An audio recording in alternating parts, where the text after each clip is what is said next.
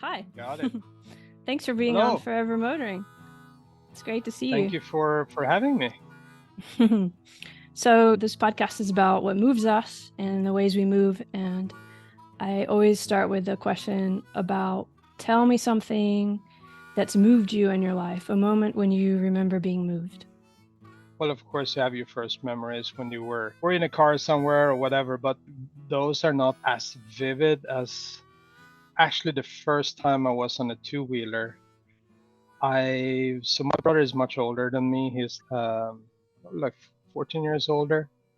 So he was always into motorcycle. He's the one that influenced me the most, I would say, with the whole chopper lifestyle and motorcycles. And he had, so back in those days, everyone, they had mopeds. And of course, back in the 70s, they built choppers out of those too.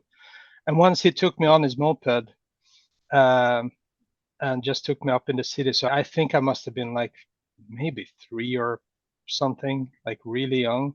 But I Wow. remember so strongly sitting on the seat, holding on to the tank, and it was a moped chopper, but it still had a long fork and it had high bars. And I was basically sitting in his lap, right? Yeah. Holding on to that blue metal flake tank with white pinstripes and then the tall bars. And of course, no helmets back then, right? Yeah. So if I was 3 or 4, it must have been in 73 or 74, right? Because I'm born in 70. So, but it was just absolutely exhilarating. Like that image, I remember exactly. Like I have a couple of very strong images just when we enter our little village and basically going to the gas station. And yeah, it is so vivid in my mind. Like I can tell all the colors and everything. Right? The Blue metal metallic. flake, yep. White pinstripes. Yeah, it was super strong. So it wasn't a big motorcycle or anything, but it was two wheels. It was a long fork, tie bars, and it was super rad, super And I cool. guess your brother being so much older, your senses were probably heightened that he wanted to take you with him on this bike too. Yeah, they were kind of my babysitters, right? He and his crew, so to speak, Hmm. and they were all that kind of just coming off the Easy Rider, the whole hippie era. They were still total hippies, right? Hmm. Like no doubt about it. So I was just, they were just they were my babysitters basically, because my parents, they were super busy at the farm, and yeah, I was always with them, and they all looked like, you know, Robert Plant and Jimmy Page. That's what I thought, at least when I was a kid, because Were they you were listening listening to to Sabbath Zeppelin and too? stuff. Yeah. Yeah, Zeppelin and Hmm. Sabbath and Uriah Heep and all of that. That's the kind of the soundtrack. And yeah, they were into motorcycles and hot rods and V8s, and that kind of just came with it. And that got me really into motorcycles and choppers too. I mean, it's Sweden. Choppers, it's just part of the whole system here, I guess, when you're into Yeah, motor. for American listeners, maybe you can tell me or us, like, where were you growing up and what was it like? I Because, yeah, I'd like to hear about what the chopper scene was like in Sweden. Yeah, so I grew up. It's actually the biggest island of Sweden, so it's right in the Baltic Sea, basically right in between Sweden, Estonia, Lithuania, right in the Baltic Sea, smack in the middle there. So it's the southern part of Sweden, obviously.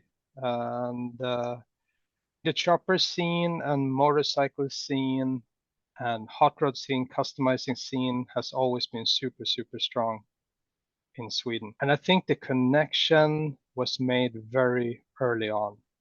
So there was a lot of people that traveled to the States just to be part of the scene already back in the 50s, working for, Dean Moon and these kind of legends. And then Boyd Coddington had a bunch of Swedes employed. And it was like a constant back and forth between the motorcycle hot rod scene, custom scene, chopper scene. So very early on, people built really cool hot rods, choppers, customs. And I think also the legal system here is quite good. Now it's super good. Back then it was also, I think it was okay. So people could do that. They could be very creative and they could ride their bikes, hot rods, choppers, customs without being too hassled. So it grew into a really big scene. And I think there's also just a fascination with America, anything American. Yeah, sometimes it feels like it's the 51st state, kind of, And because we just love everything American.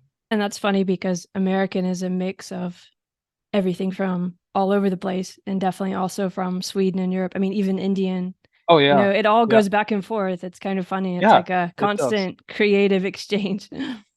Yeah. So part of the story is living on this island. This island is kind of a vacation spot for a lot of people.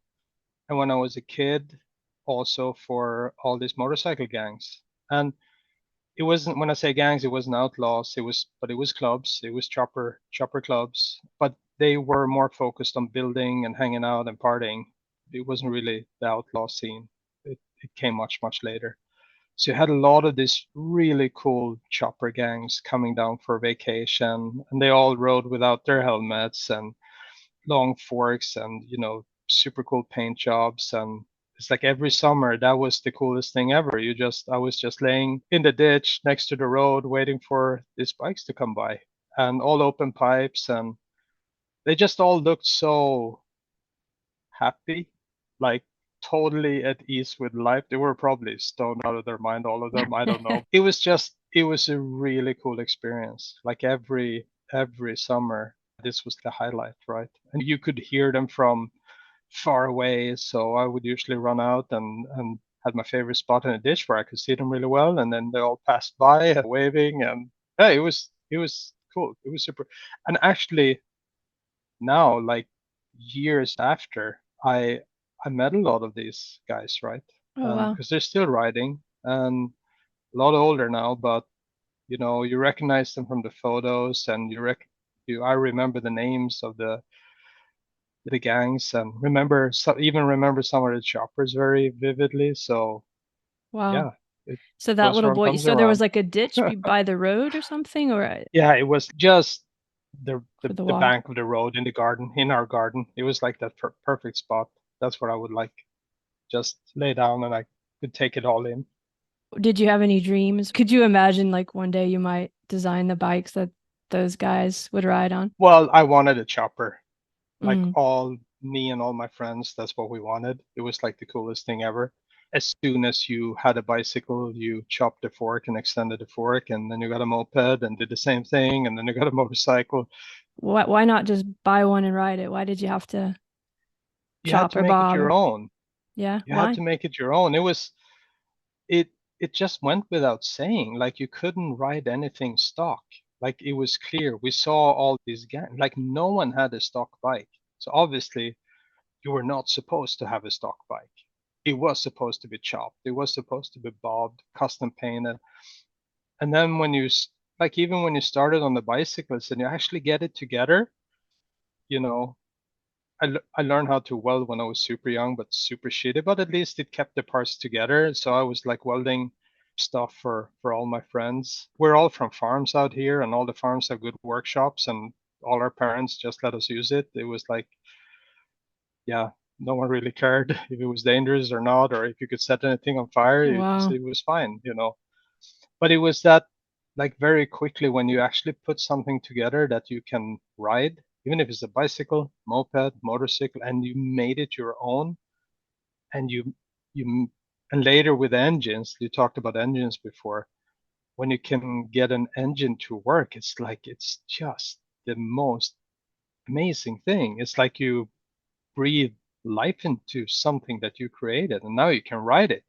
Like Mm-hmm. that rocks it more than anything. It's super cool. Yeah. So Before we came on, we were talking about this kind of the way that I don't know, can progress from bicycles to motorcycles and engines and so on. But when you were just talking, I yeah, was also thinking about skateboards because growing up in the yeah, States, I was around a lot of older kids, like cousins and stuff, and they were all on skateboards.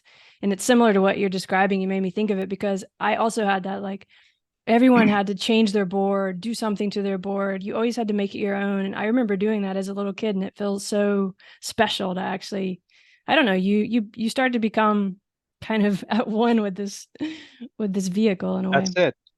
I think that's it. You become one with it. Yeah. we tried the skateboard thing too. Did you? Uh, we lived on an island. We saw all these, read these magazines, and we saw on Mm. TV this whole skateboard thing. So one of my friends, he actually ordered a skateboard. It took forever for it to arrive, and he built like a makeshift ramp, and we were all super super excited because we've seen all the kids on TV, and this must be like the coolest thing ever. And I remember just everyone tried to get up on that skateboard and ride that makeshift ramp. It was obviously impossible, and we all got super hurt and like really bad. And then we're like, Oh. "This thing is fucking stupid. It doesn't work. No, we're gonna go back to the bicycles."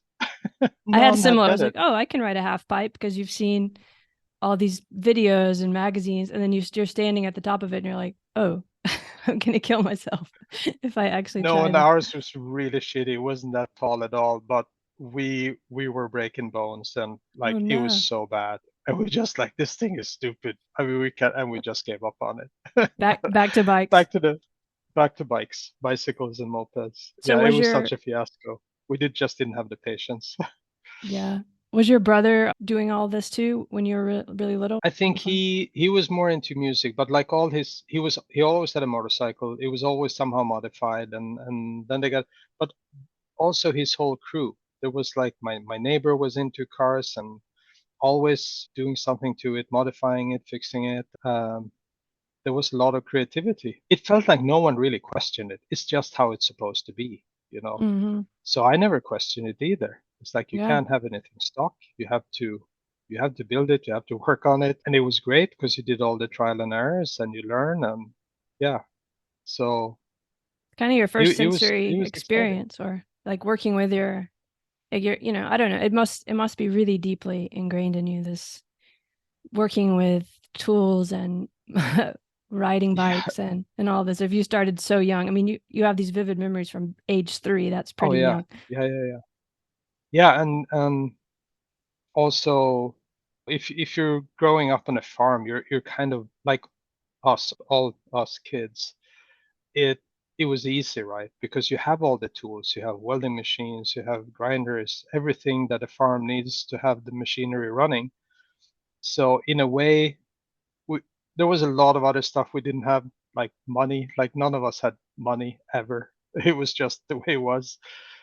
But you had all this stuff, right? And there were always, trash laying around that you could turn into something else. So, but it was like all the farms too around here, like even my brothers, like the tractors, every goddamn tractor we Mm, had a big truck motor in it. mm-hmm. Mm-hmm.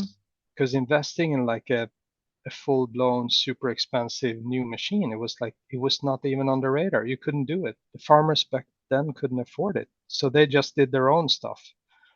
Bigger motors, bigger wheels, everything was modified, and it was normal.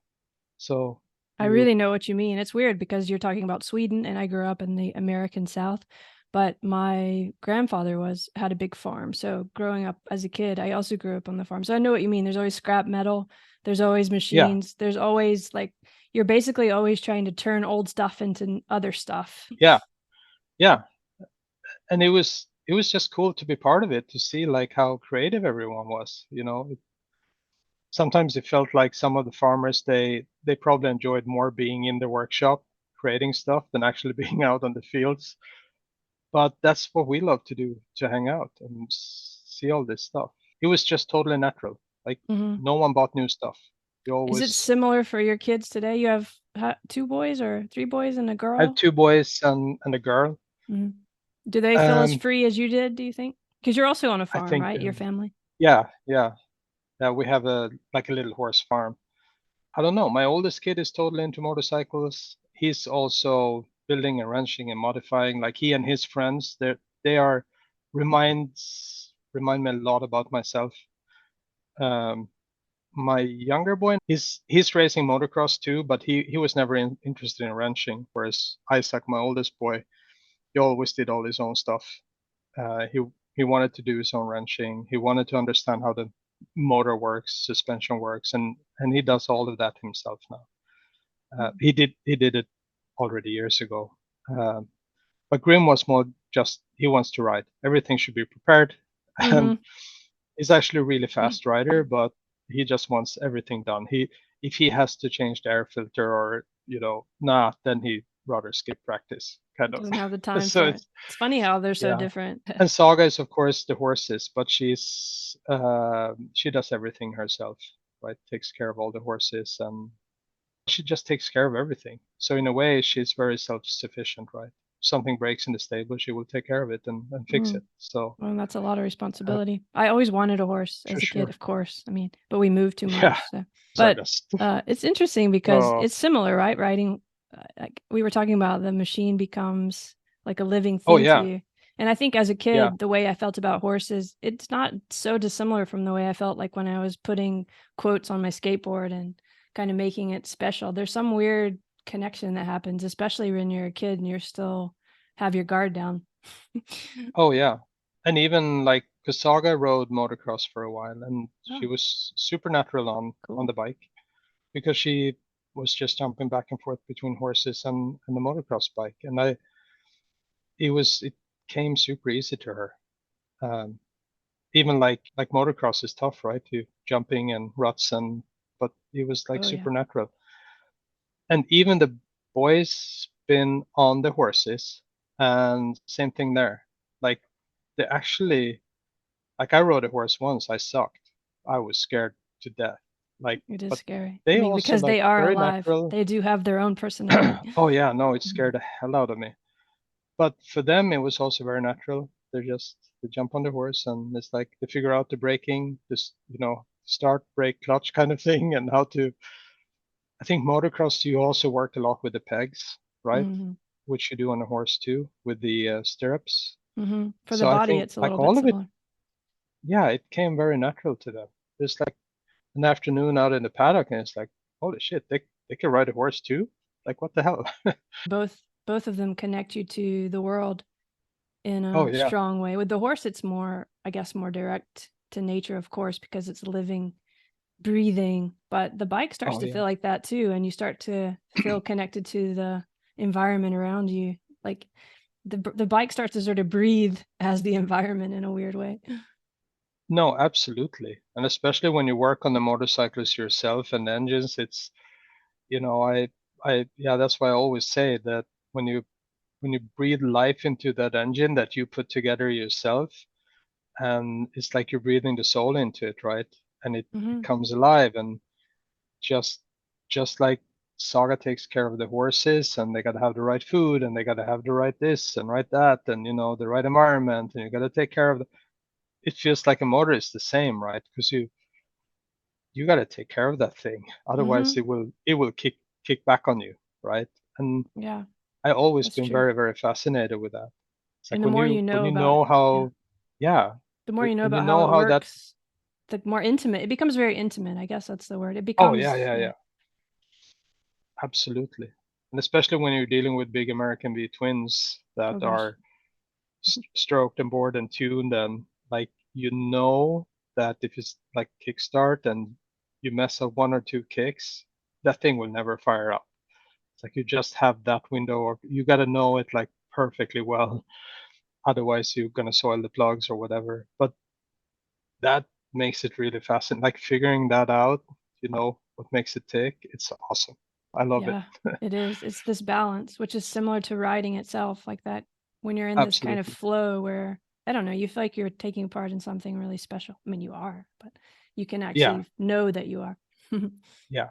Absolutely. But that reminds me, I was, of course, reading up on you a little bit, and I think that you, when you were pretty young, did build a chopper. And I was thinking of it when you mentioned how your daughter was doing everything in the stables. Yeah. When you were what, like 14 or 15, didn't you kind of plan your own trip to some chopper Yeah. show or something? That's funny that you found that story. Yeah, that I built a bunch of mopeds early on because mopeds was like the thing that was the first thing that you can get your hands on with wheels and the motor. Um, None of us could afford a fully functional running moped. So in the beginning, we used to get our hands on old chainsaws that we stripped because on the farms there were plenty of old chainsaws. So we put those in bicycle frames or moped frames that we found or got for scrap. But eventually, yeah, you're right. When I think it was about 14, I felt like I messed around enough with all these other mopeds, and some parts were good, some were bad. But I felt like before I go to motorcycles, I want to build like a really nice moped chopper. So it just became this fixed thing, and I wanted it to be part of. Back then, it was called the Hot Rod Show, very plain and simple. It was every year in Stockholm in the wintertime, and they had a moped class. They always had a moped class. Mm. So I've always seen these super cool, rad moped choppers and builds. So I'm like, okay, that's what I'm gonna do. So yeah, I probably spent a year building that moped chopper, and it's the only two-wheeled bike I still have that I never sold. Oh, you still So have it? I kept it all these years. Oh, where is it? You have to send me a picture or something so we can show everyone, or if you are willing, Absolutely. that No, would be super cool.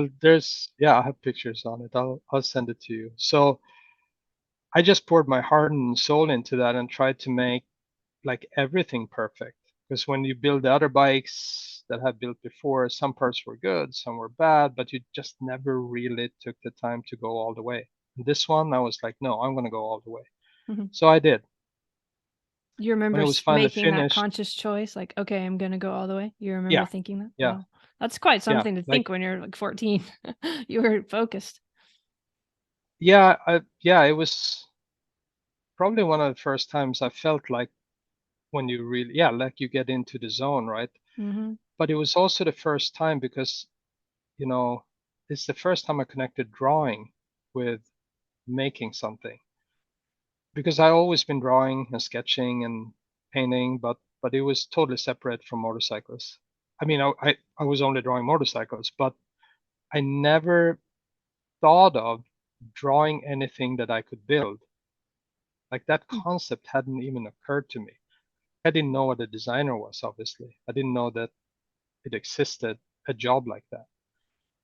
But I So started sketching on that moped that I wanted to build, how it should look, and hmm. I remember I was just blown away by the whole idea. It's like, dude, this is super fucking cool. I can like actually draw what I want to build. And the brilliant thing in my mind was that now I don't have to build it twice or three times and screw it up two times before I hit it right. I can actually sketch it out and then I can like turn it into metal and now I only have to build it once. Like this is a brilliant idea. Like I thought I was the first one I ever thought about this kind of, but I love that but it so was much. super It's like, cool. yeah. Do you know what made you? Because before it sounds like it was all very intuitive and you're just using your body and building things. But I mean, Yeah, we were talking a little bit before about how I'm a philosopher. So for me, this is really an interesting moment where you suddenly kind of externalize or realize you can represent something with a yeah, drawing and how that yeah, actually changes like what you can do. You know, it makes you even like it yeah, increases your skill. yeah. So was it just you just started sketching or did you see somebody else do it or you have no idea? No, I can't remember what triggered it. I still have those sketches, Oh like that wow. one sketch. I still have it, and I have the moped. But I was always drawing engines, motors, motorcycles, cars, but you always drew something that already exists, Mm-hmm. right? It's like I never thought of the concept that you can draw something that doesn't exist and then build it.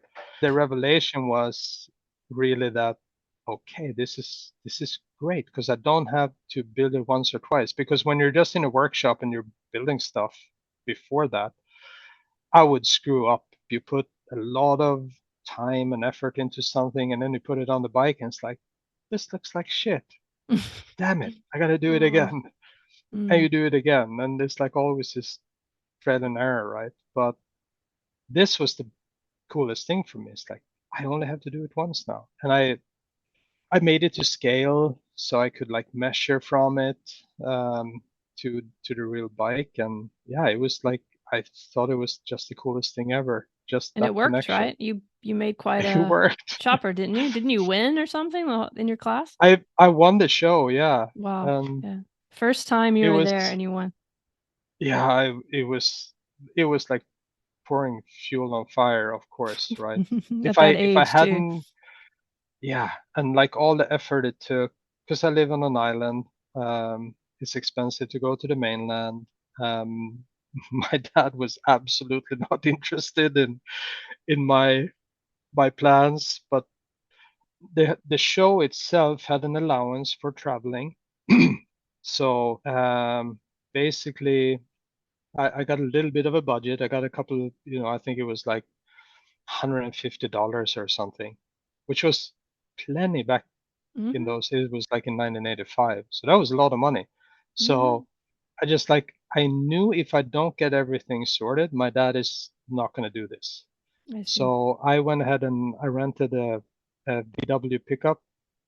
And back then it was fine. You didn't need a credit card, right? So as a 14, 15-year old, I rented a pickup. Whoa. I got all the tickets. I got everything booked, everything done. And then I went to my dad and it's like, okay, this is the situation. I have this, I built this bike, I poured like a year into it. I've been accepted to the show. And yeah, I got a pickup truck that I rented. I got all the tickets done. We gotta go. And he was totally surprised. You must have And been then really impressed. Well, that would be such a shock. he didn't show it. He was more very farmer pragmatic, and it's like, okay, well, then I guess we gotta go. How sweet. And we went. That's the So perfect way to react, and I guess actually, yeah, but kind it's of. such a like grounded way too. It Hmm. says everything about my dad. It's like, well, Yeah, then I guess we gotta go. I'm So we sure went, inside he and was very impressed. I hope so. But you know how it is, like, Yeah. especially when you're in Sweden, you don't show it. But anyway, yeah, I was there, and for me, winning the first prize was absolutely, I was stoked, right? And it was like pouring fuel on fire.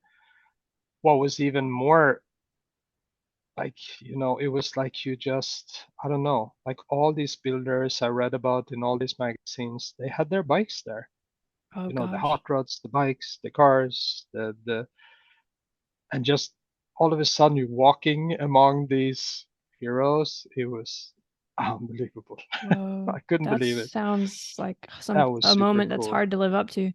Because even now Yeah, that walking is like, around through those hallways can be inspiring, but at that age when it's almost like you're entered a dream or something, or you I don't know. it was the first show I've ever.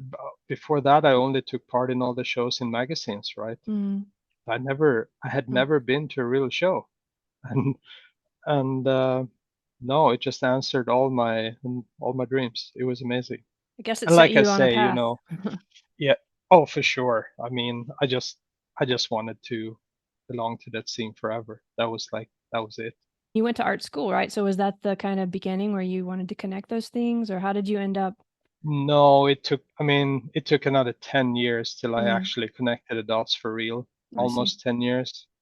So I kept drawing and sketching more and more and more, but I had no idea what to do with it, if you know what I mean. I, Mm-hmm. the only thing that I knew about, or it was like, okay, advertising and illustration. It's like you got to be good to draw. And my dad always told me too, and my mom too. Is like, okay, you have a talent, Mm, do something with it, because mm, not everyone can draw. that's true. And I remember both. My mom was, I mean, I got it from her, right? She was just Oh, a hobby really? artist, but Oh, she could draw and paint, and so all that stuff was always there for me to use. oh, wow. So that made it easy. And So my it was dad was more the that's mechanical you side. grew up with the farm and the mechanics, but you also had the art resources around too. That's quite a nice Yeah, connection. yeah, and it was great. But they always said like you have a talent, and not everyone has it. Like do something with it. They had no idea what to do. So great they But told you it's that like, though. Sometimes people don't just say yeah, the obvious, and they told you. That makes a big yeah, difference at that age. yeah, and especially growing up in a farm and with all the stuff that comes with it, being in the countryside. That even for my dad to say that now when I think about it, it was like that's almost like weird that he would, because it's so far from.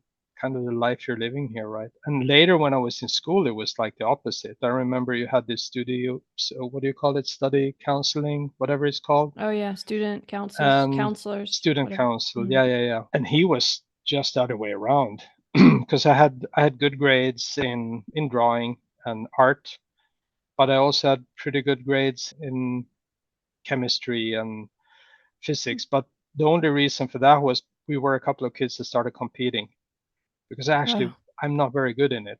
But we started competing, and that pushed me to try to keep up. So I had fairly good grades. And he was like, "Oh, you're going to be a mechanical engineer." It's like, "Okay, but look here, I have good grades in art too." Hmm. It's like, "Yeah, but like seriously, you want to be like an artist?" It's like, "No, no, no, no. You're going to be an engineer. That's what you're going to do." And he basically just filled in the papers for me and sent it in. So I started off studying mechanical engineering, Wow. which was not the right thing for me. But design is a pretty new thing, and the idea of the combination of art and engineering, and I mean, nobody was thinking about that uh, No, you're right. at all. Actually, now when you say it, he probably didn't even have it in on his radar that there's anything like design or industrial design, right? He just Hmm. saw it's either, you know, science or art. And art, Hmm. you're going to be a starving artist, Hmm. doing something. And he was like, no, no, you're going to be a mechanical engineer. Because in a way, you were So already you're being an right. artist with the choppers and the. I mean, that's kind of art in a way, or would you say, or is that just something else? No, I mean, it's a form of course, it's a form of artistic expression. Yeah, it's Absolutely. creative. It's It's. just the really cool part is like you can actually write it and use it too. So of Hmm. course it's goes the extra mile, but yeah, you're right. You're I think that's absolutely what I right. love about it, and in a way, it's good to have that mechanical engineering knowledge or understanding or just knowing what that mindset is like, though I guess for Yeah. a creative person it's too constrictive as a discipline maybe. Yeah, but it's like all the paths you have in life and all the steps you do, right? The good part about that story when so what is that you're I don't even know what school that is in American terms, but when you're 16 to 19, 20, what is that? High school Is that high? Is that high school? and then I college, guess, it kind right? of depends, but you, yeah, It's by something in around between, right? 17 you go to college, It's you learn a called skill. gymnasium. Yeah. Here it's called gymnasium, and it's like, uh, yeah, it's the next step in your education after all the basic training. But the cool thing there is, like, I was completely on the wrong path, Mm. and but there was one teacher, and he saw that this is not, you shouldn't be here, basically, and he was the first person that told me like, hey, you should be an industrial designer. That's what you should be. Oh. I was like, what the hell is that? Hmm. Oh, well, I don't really know, but they do what you do. Because I was always sketching stuff in class. I was just doodling stuff in a Mm-hmm. sketching class. And if we have a drawing exercise, I loved it, like technical drawing, and of course that's where I felt at home. And he was like, no, you're gonna be an industrial designer, like very matter of fact. And then that set me off just looking for more information about what is that, because there was no internet, right? This is Mm-hmm. way before any of that. So but you have a word, you go to the library, and then you start reading up on it. And this teacher was also amazing because to you had like a final project to finish up your 3 year studies basically. And most of the other students, they make a small technical project. Like I know one guy made a padlock and he made all the constructions and drawings, but of course not the real one, but Mm-hmm. you do all the theory behind it. And I was like, I'm going to build a motorcycle. So I went to him, and it's basically just one term and only his class. So of course I have a lot of other classes.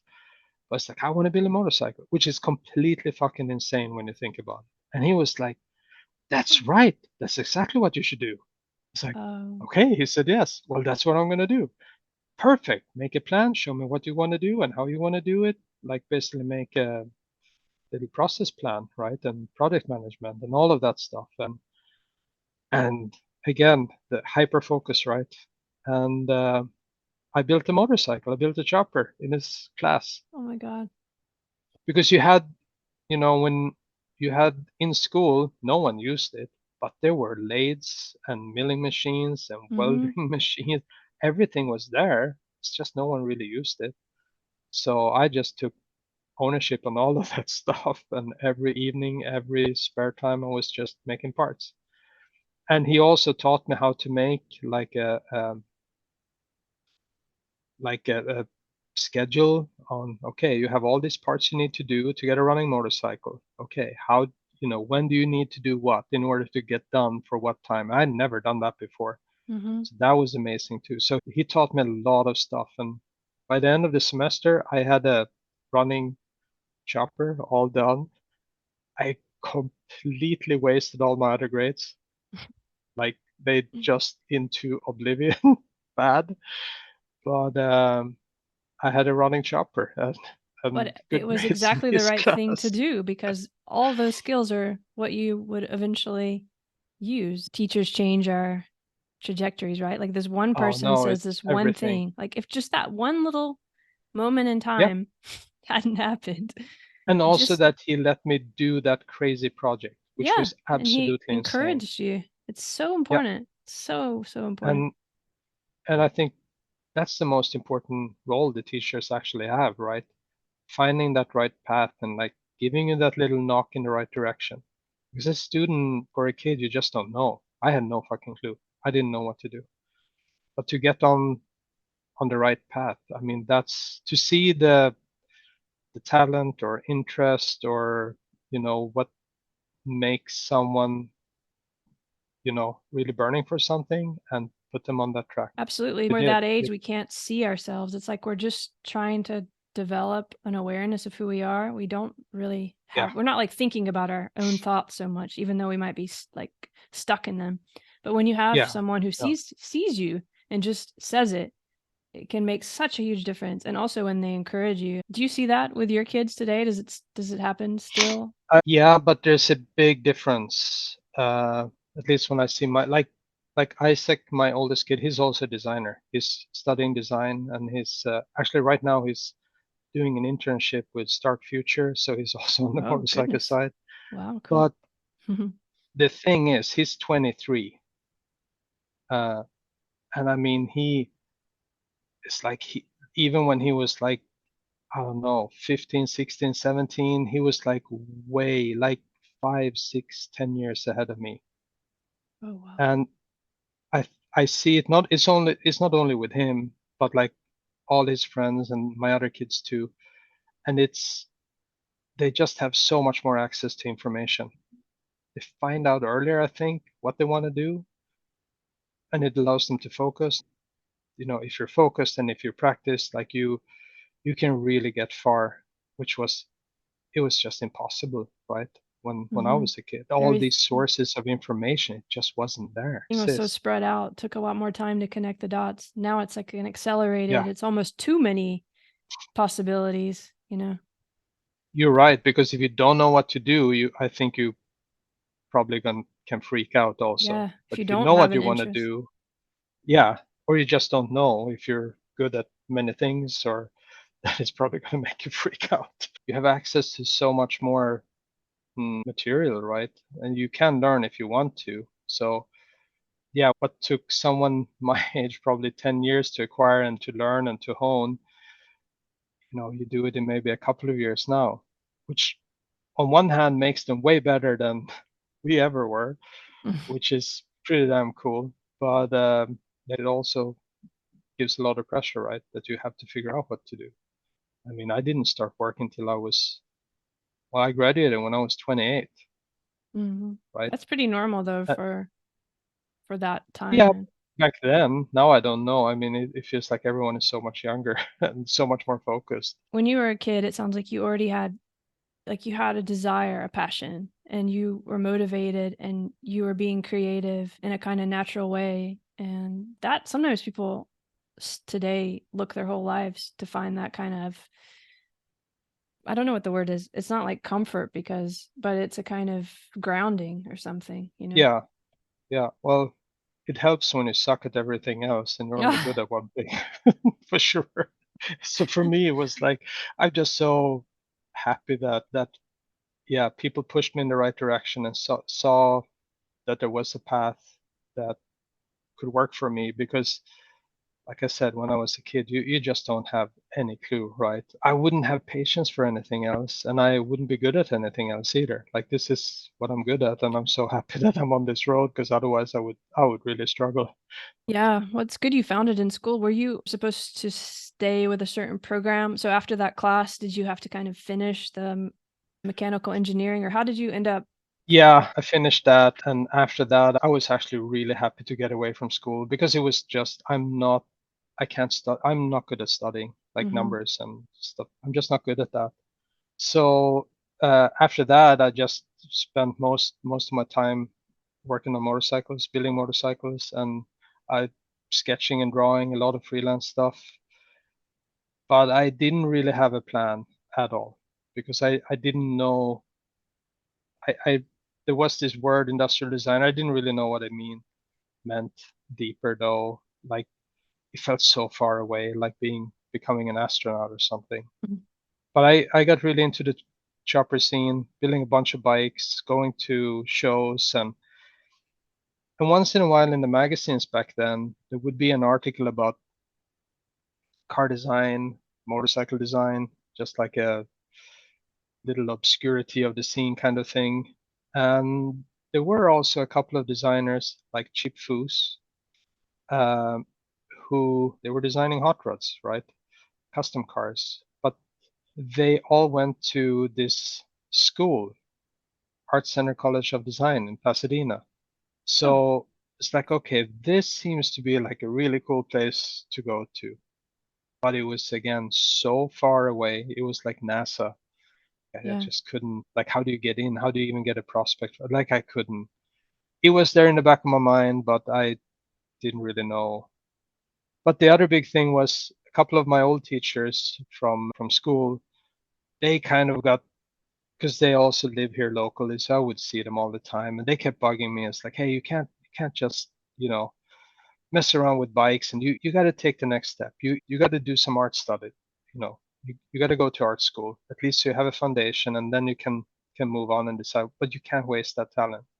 I'm like, yeah. I just gotta build another motorcycle. I gotta go to the States. I gotta look for parts, and then I do it.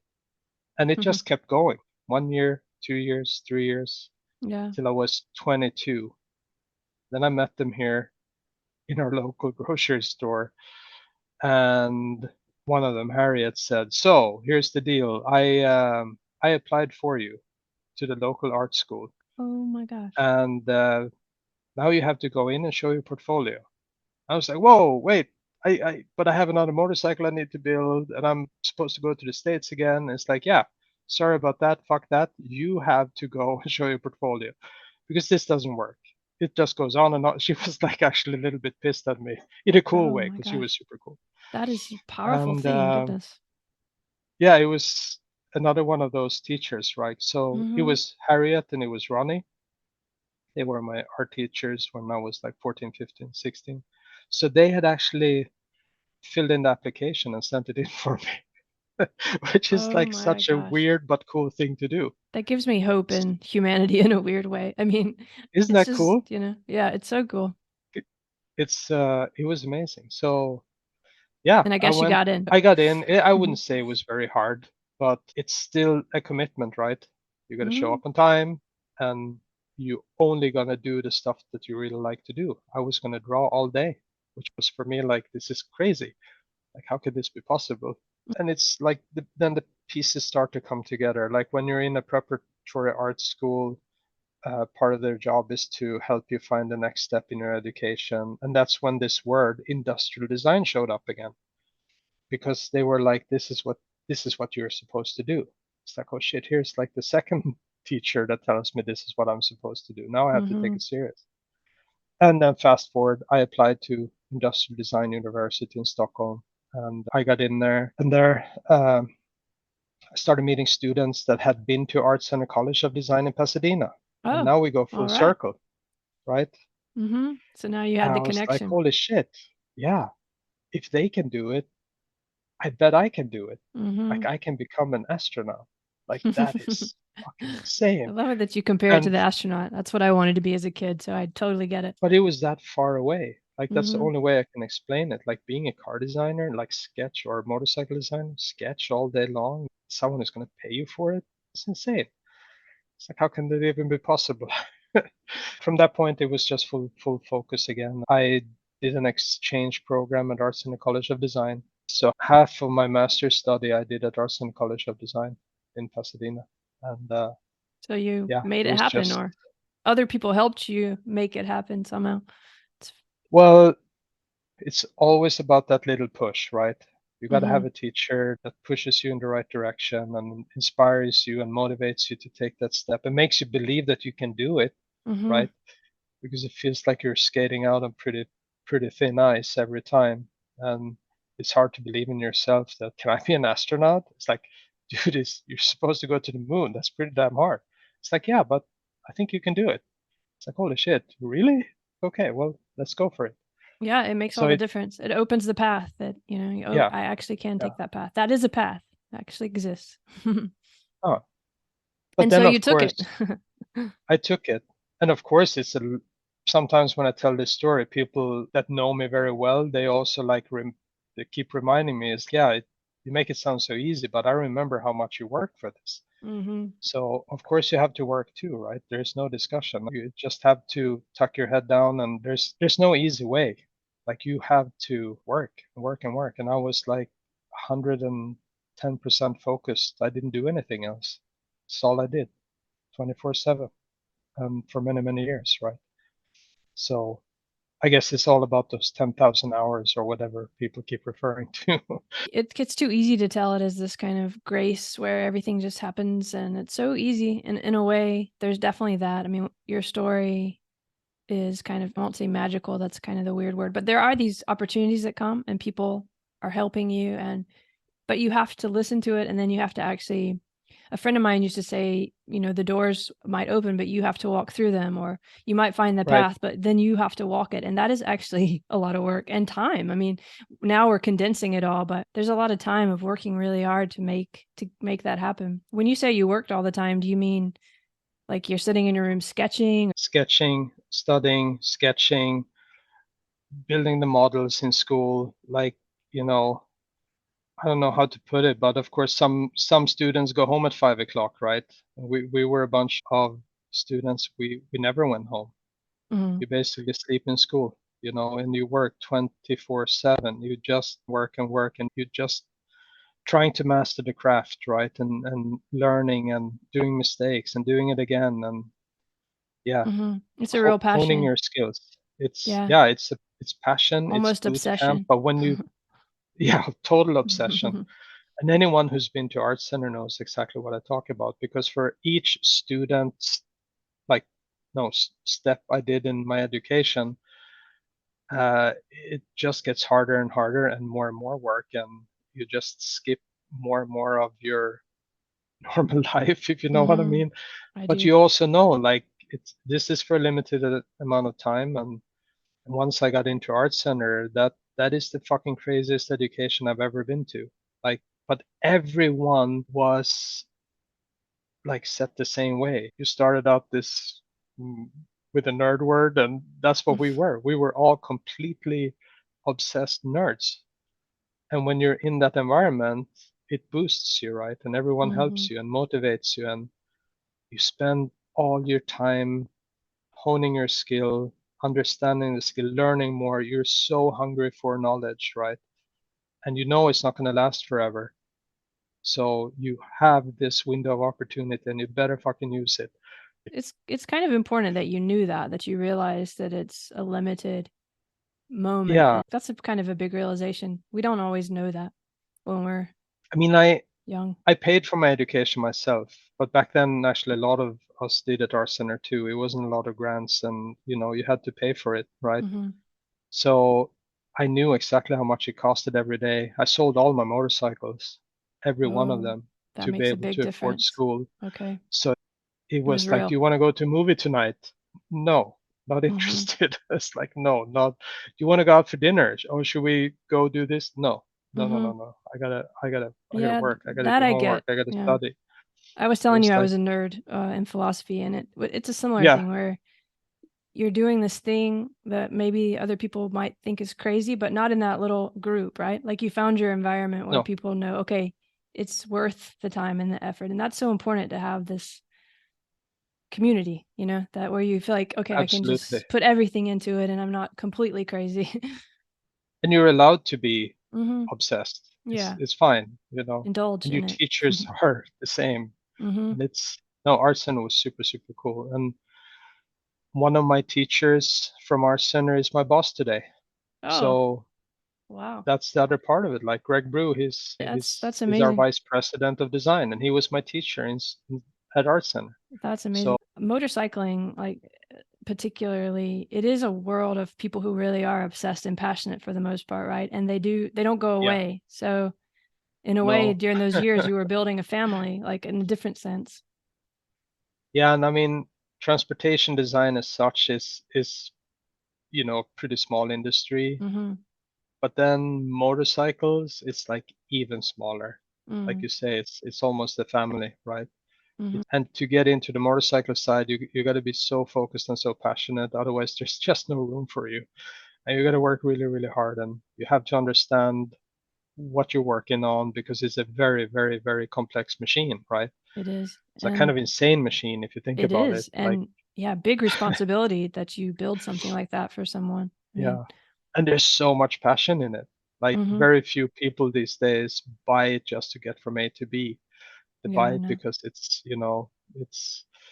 it's the way they reflect themselves. It means so much to them, and so when you're working on it, it's yeah, you pour everything into that vehicle because you know it's going to mean a lot to the person who buys it. Mm-hmm. He's probably gonna save up a lot of fucking money to be able to even afford it to realize his dream, right? Mm-hmm. And it's not just something that he's using to get from A to B. It's way more than that. Definitely. It's And that intimate thing we were talking about at the beginning where you're actually, yeah, there's this thing in philosophy, extended mind or embodied, and you're kind of extending your body and your mind in a way with these machines. And when you know that and you're building them for people, yeah, it's a big thing. no, it's huge. But the payback is when you meet these customers and they are, they're super stoked, they're super happy, they're like all this passion just flows over, and Oh, yeah, yeah. that's what you live You're from, definitely the right? hero That's to the many fuel. people. I saw online when I was looking around, like, it's amazing. Oh, wow. I mean, but I guess you have to take that not too seriously, but still, it does become, I won't say, I mean, there's a lot of that passion overflows into the people who build the bikes too. And I mean, you know this, growing up on a farm on a little island will always keep you grounded. So That's true. That's a it's, good thing about that, yeah, right? Yeah. Mm-hmm. yeah, it is You kind of for have the sure. perfect beginnings to be able to handle that. But when you were the nerd in the nerd mode studying, were you still building stuff too, like with your hands? I wasn't building bikes. I didn't have time for that. But you build your own models, right? You have to So with clay and realize stuff, or you're actually it's clay, it's hard models. Today, of course, CAD? the students are doing, yeah, they're using a lot of CAD, but you have to turn it into models, right? Somehow, like physical realizations of your design idea.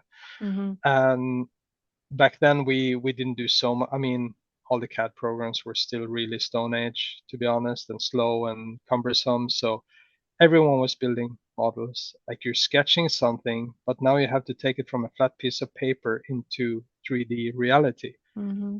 And that piece is what makes you a good designer or a bad designer, right? If you can do that step. There's a lot of designers I met that they can make amazing sketches, beautiful sketches. They would win any sketch competition. But then to bring it into reality, it's really difficult for them. They just, that connection, they might cheat the sketch a bit too much. So once they turn it into reality, it starts to look like a brick, you know. Uh, but the designers that master that skill to know exactly how to exaggerate the sketch to get everyone excited and show them the vision to make that sketch win the competition or convince the leadership team that's where we're going to go, and then actually turn it into 3D so they still recognize it and they still feel the passion. That's the Yeah. trick. That's where you also have an advantage just naturally in a way because you have this embodied first visceral experience of building before you even learned the drawing and the design. No, but you're absolutely right because I started building stuff first. Mm-hmm. So good or bad, like I think the bad part is I can never be a Sid Mead or this super visionary designers that do things that are absolutely out of this world. That's probably not me because it's so hard to get my foot away from the reality part because at Mm-hmm. some point I it's hard for me to design something that I cannot see become reality.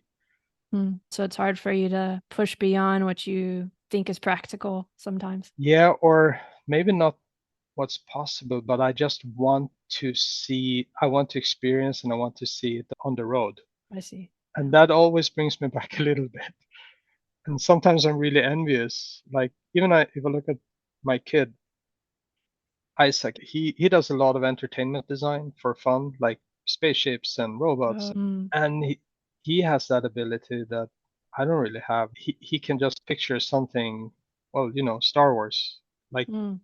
that kind of movie design that doesn't have to become at some point something that you can write on or in. He just takes it to that other level. Like a lot of entertainment designers, that's their brilliance, right? I just want to see it on the road at some point and I want to write it. And that connection probably brings me back a little bit to reality. But Yeah, but that's also what yeah, you're doing. You are building things people are going to ride. You're not building like a spaceship kind of. I mean, they're different things, I right? Like yeah there's yeah chopping. you're right. He's kind Yeah, of doing what you do, chopping creatively, but it's in a virtual world where, I mean, if it's for entertainment at least, then it's, you're taking people somewhere, but it's not like on a literal vehicle. You're building the that's literal true. vehicle. But I always been a bit envious too of those designers that can like just totally space out and they don't have to think about I would love to write in that in 3 years because it's There's so hard for that's me to disconnect that. When I do something really exciting or see something exciting from my team, I'm just like, I want to write that thing in 3 to 5 years. I want to write that.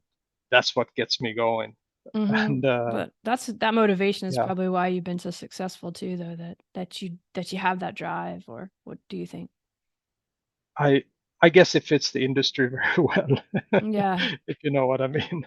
yeah. Because there's very few places in the industry where you can be Star Wars futuristic, right? And there are far better designers for that in that space. Yeah, well, So this is yeah, interesting because it makes me think about this transition we're all sort of going through in terms of our vehicles and how we move.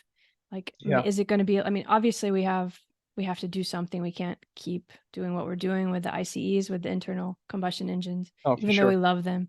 So there's a transition happening, and sometimes I think some of this virtual thinking or what Isaac, your son, is doing might be necessary for imagining like a new way to move. But we also have this, we need practical solutions too. So I don't know. Do you think about this much? Like when you're, All the time. I mean, I yeah. think this is the essence of our job, right? Like how far can you throw that ball and someone will still catch it? Or if you throw it too far and no one will catch it, obviously you have a product that's going to fail. But it's always that balance, right? And especially when you go into uncharted territories. Like now, I think everyone is mm, spending a lot of time. We are too, of course, on the whole EV side. Everyone knows something's got to change. It's not just a combustion engine as such and fossil fuel, but it's noise pollution. It's like it's everything, right? It's the whole package, and it's changing, and we have to be a part of it. There's no discussion. Um, but I think right now everyone is trying to crack that code as well. That's what everyone is struggling a bit. I think the cars are way ahead of us. Um, I think a lot of the electric cars have found a formula that is acceptable, and the customers like and enjoy. But I think the trick is I'm always a little bit hesitant when you start to go too far away from what a motorcycle customer, a motorcycle rider with what will get him excited, and you make the excuse out of it that it's electric. Basically, it becomes so weird that a normal motorcycle rider doesn't, get excited about it. And the electric is just an excuse for being weird. Then it's like I have a little bit of a problem with it. So it's that balance again, like how far should you push it? Mm-hmm. Um, I think a lot of the automotives have found a good balance, right? You can tell that electric cars are different, but they're not crazy different. They're not spaceships. So normal customers can still relate to them. They recognize them. But it's electric, but they can recognize them. And a lot of like the good automotive manufacturers, and I think this is a trick, they're using it to launch a lot of other inventions too that they might not have had room or space for on the traditional automotive product. But now it's like Tesla, all of a sudden they can launch things that they use it as an opportunity, electric as an opportunity to have a huge display in the car or have the pop-out door grips or stuff like that. This I think is super cool, you know. But when you push it too far and it just becomes a really weird sculpture and it's like, oh yeah, but it's electric. Well, now electric just becomes an excuse to do really strange stuff. And I'm not sure that's the right path, at least not yet, you Yeah, know. I'm so Then glad you're, you brought that up because some of people that I've talked to, we've talked about how maybe it's about thinking strange. Like yeah, maybe we need to completely change how we think about what two-wheel driving is. Why does it have to fit to what we've known before? And that's quite often the discussion we've had. And but this is interesting because this is a complete you're pushing back on that, and it's I know you have this test, right? ICE test. I don't know if you still do that yes. where yeah, maybe you No, can it's talk my about that because own that personal seems little, the opposite yeah. of yeah. That's so funny that you heard about that. Yeah, Yeah. I have my little ice test where uh, when I see a new electric product, a vehicle, car or bike, whatever it is, I always picture it. Okay, what if it has another power plant? Is it still a really good vehicle? Or if you put, I don't know, this sounds weird, but if you put like a 1,000 liter inline four in it, does it just become a weird thing that makes no sense? Because just because you make it electric, it doesn't mean that you can throw out things like ergonomics, and you still have to brake these vehicles. If it's a super bike, you still have to brake. You still got it. Like the tank on a super bike doesn't look the way it does just because it holds fuel. Most of them actually don't hold fuel anymore, right? Mm-mm. But it's also a very ergonomic, sensitive area. You use it to grip your knees. You use it to rest your arms by hanging off. It's like it's a tool, and people Mm-hmm. almost forget it. So just because you make it electric, it doesn't mean that you can just run a flat fly line, because if it's a super bike and you're on the track, you still gonna need to hang off. You still gonna have to do braking up to 1G or maybe even more. And a lot of that stuff that made a motorcycle what it is actually independent of the power plant. So for me, it's like, okay, if you put a nice motor into to an electric vehicle, it's still a good vehicle. And and to me, it's usually that's the way, at least when I talk to friends and stuff, that they go, oh, now I know what you mean. No, it's actually not a really good vehicle. Mm-hmm. Because again, electric shouldn't be an excuse to do weird and wonky stuff that makes no sense. So I think, yeah, that's my ice test. And And I I think also Tesla, if you yeah. talk automotive, like look at Tesla. I think, it doesn't matter what engine you put into that car. It's still a really beautiful car. It's Mm-hmm. well designed. They didn't throw the ball too far, but it's also loaded with a bunch of innovations. When I think about Tesla, I think you're right, but at the same time, how does that fit with this kind of fact that we have to maybe think of something that we can't imagine yet in terms of what transportation could be? I think you have to do steps, and it's okay. It's part of the evolution, right? And we're gonna get there. But also, if you look back, how the vehicles have evolved over the last 120 years, it's quite a constant evolution.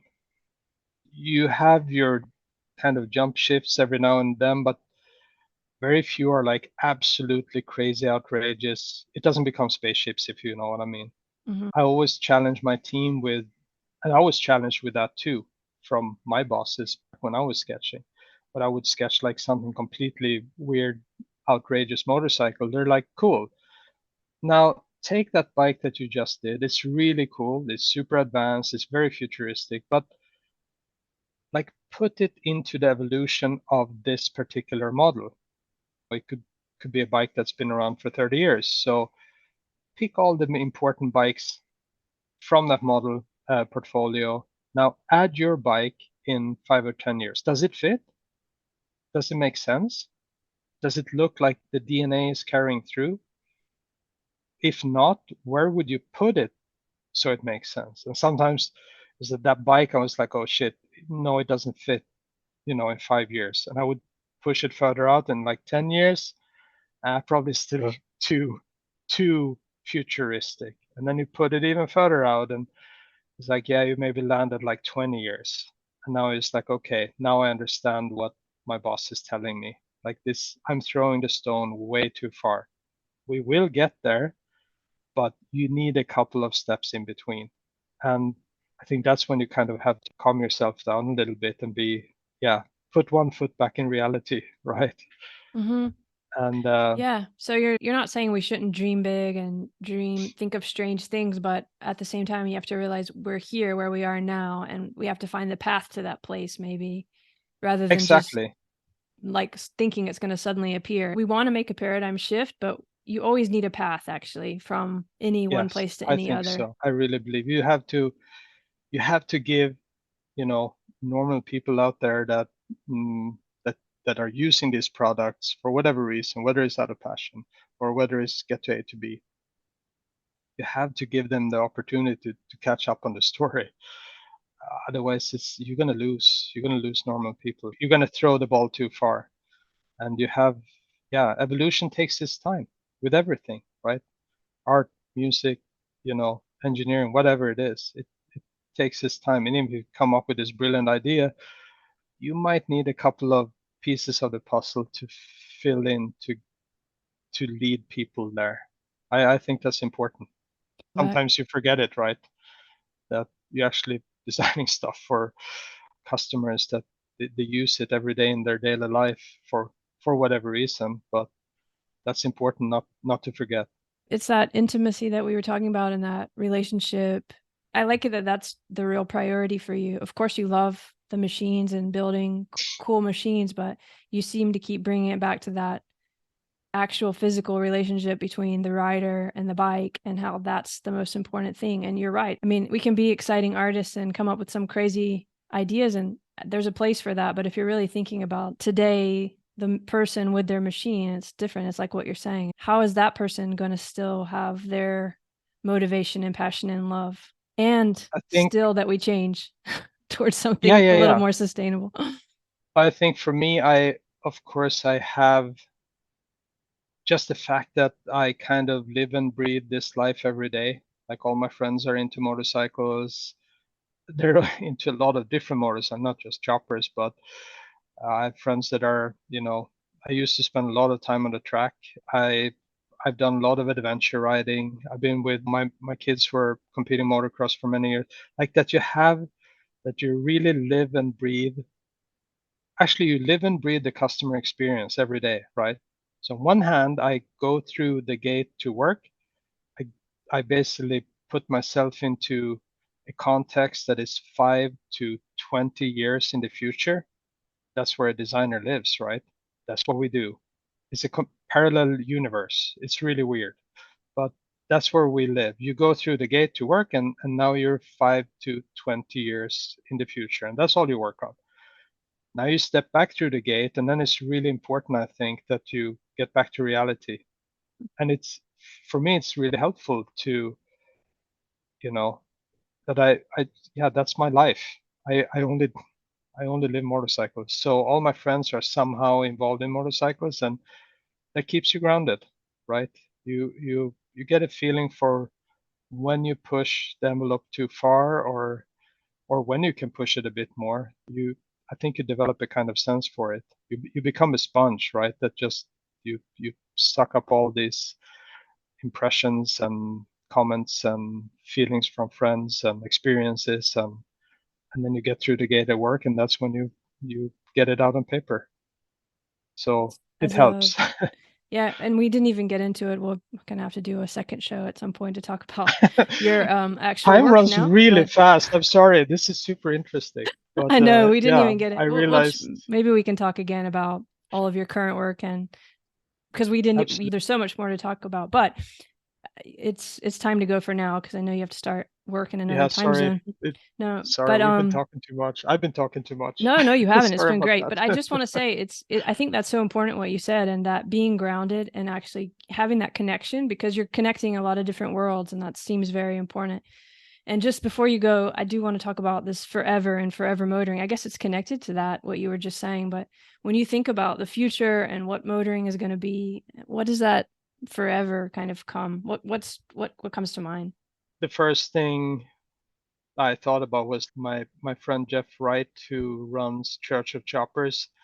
He has this FTW, but he turned it into Forever Two Wheels. That's the first thing I thought about.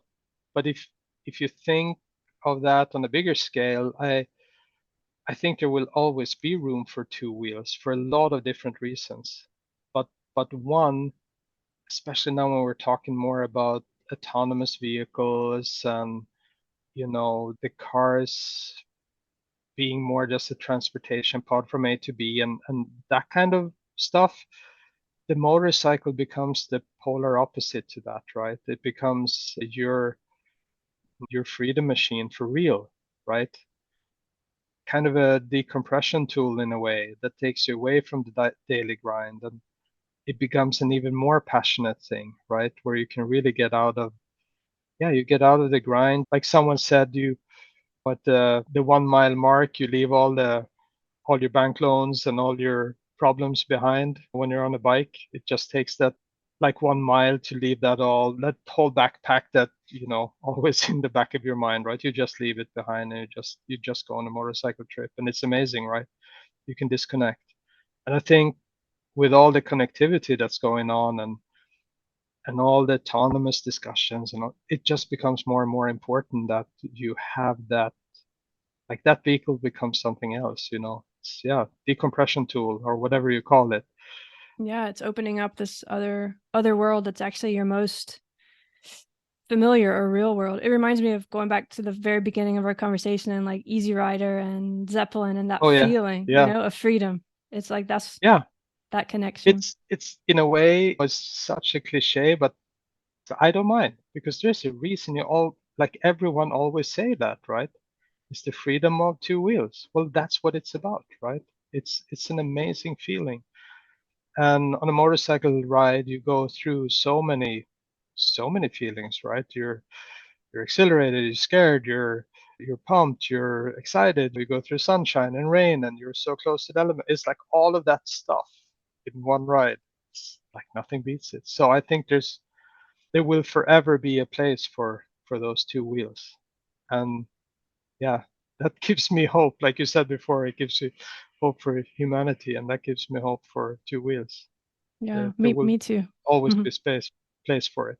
And that feeling of being alive and that we want to feel it and be alive, and motorcycles give us that. So, yeah, thank you for the work you do towards that. It's appreciated. Thank you so much. I really appreciate that you wanted to, yeah, have this talk. Yeah, And definitely. It's an honor. So thanks. Let's do it again sometime. thank you so much. Thank you. I really appreciate it.